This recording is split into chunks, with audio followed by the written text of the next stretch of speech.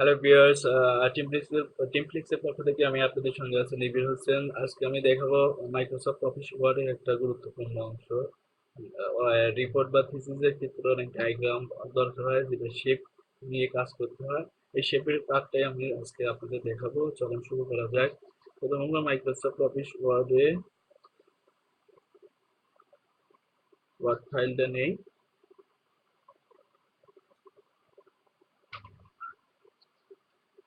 এটা অনেক রিপোর্ট এবং থিসিসের ক্ষেত্রে মাস্ট। শেপের কাজটা অনেক প্রয়োজন। যারা ফ্রেশার স্টুডেন্ট ভার্সিটির তাদের জন্য অনেক রিপোর্ট থিসিস করতে হয়, বা কমপ্লিট করার পরে ইন্টার্নের সময় বিভিন্ন থিসিস বা রিপোর্ট করতে হয়। তো এটা নিয়ে আমরা শুধু এই ভিডিওটা শুধু শেপের উপরেই করবো, অন্য কিছু দেখাবো না। অন্য কিছু পার্ট আবার পর্যায়ক্রমে সব দেখাবো। ইনসার্ট টেবিল, শেপ, তারপরে হেডার ফোটার, কন্টেন্ট পেজ, পর্যায়ক্রমে সব দেখাবো, কিন্তু এটা শুধু শেপ নিয়ে কাজ করবো। চলুন শুরু করা যায়। তো এইখান থেকে আমরা এটা ফিল আপ করতে পারবো। কালার বিভিন্ন সিম্বল আছে এখান থেকে। তো আমরা জাস্ট নিলাম একটা শেপ। এটা 3D ইফেক্ট ছাড়াও দিতে পারি, সিম্পল। এটা আবার এখানে টেক্সট দেওয়ার জন্য আপনি মনে করেন, sorry, right button click, add text দিয়ে H1 দিলাম, সাপোজ H1। তো এই টেক্সটটা আবার ছোট বড় করে নিতে পারেন, আপনি চাইলে বড় করে নিলেন। ঠিক আছে, কালার চেঞ্জ করে নিতে পারবেন, বোল্ড করে দিতে পারবেন, ইটালিক করে দিতে পারবেন, মিডিল করে দেন। এই সব এইখান থেকে সাপোজ মনে করেন আরো দুই তিনটা আমরা লাইন নেব, শুধু শেপের মাধ্যমেই। বেঁধে শেপ,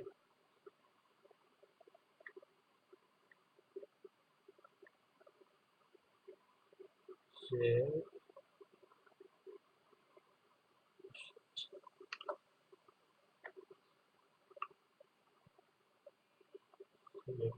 থেকে ড্রয়িং নামটা, তারপরে একটা লাইন নেব।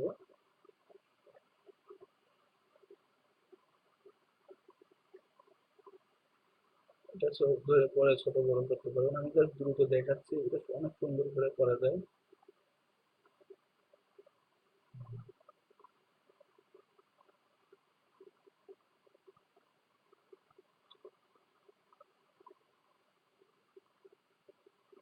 এটা বক্স বিভিন্ন সিম্বল এখান থেকে আপনাদের প্রয়োজন অনুসারে নেবেন।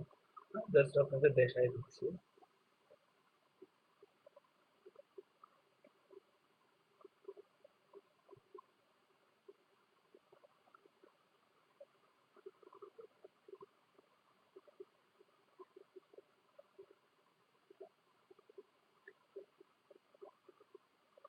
প্লাস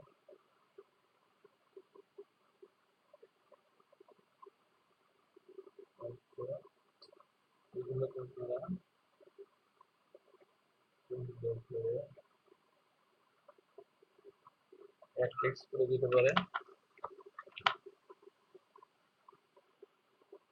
এক টেক্সট এখানে যা কিছু লিখতে চান লিখতে পারবেন। এটা ডিলিট করতে পারবেন, font size, font, bold, delete, point, সব কোনো কিছু করতে পারবেন। এটা থেকে বড় করে দিতে পারবেন, ইচ্ছা মতন আপনারা কাজ করতে পারবেন। আর শেপের প্রয়োজন বললাম, মাস্ক এটা দরকার। শেপগুলো আবার 3D আকারে নিতে পারবেন, এখান থেকে দেখবেন বিভিন্ন 3D স্টাইল আছে, 3D ইফেক্ট দিতে পারবেন। এগুলো 3D ইফেক্ট করতে পারবেন। আপনি মুভিটা যখন ভালো লাগে, আসলে জাস্ট ইনসার্টের মধ্যে শেপে ক্লিক করলে দেখেন যেকোনো একটা সিম্বল নেওয়ার পরে অনেক ফাংশন আছে। এখান থেকে দিতে